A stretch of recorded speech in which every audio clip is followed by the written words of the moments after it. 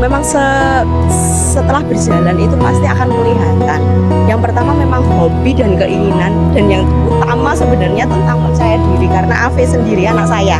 itu memang percaya dirinya itu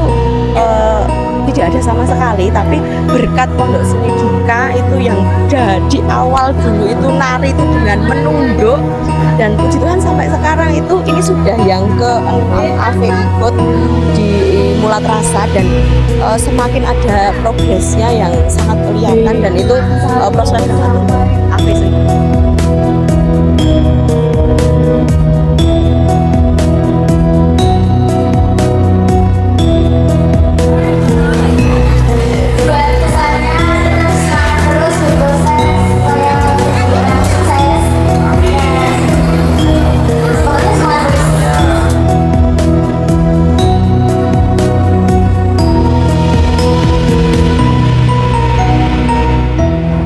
Semakin maju aja lah untuk Pondok Seni Duka, untuk selalu mengenalkan budaya-budaya untuk anak-anak kita.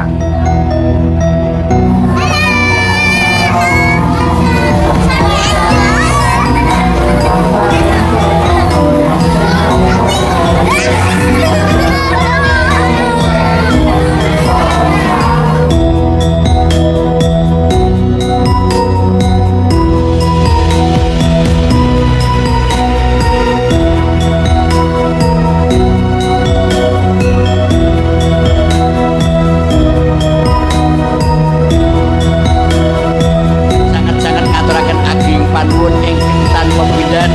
dhateng Bapak Ibu sedaya kemawon ingkang sampun midadosaken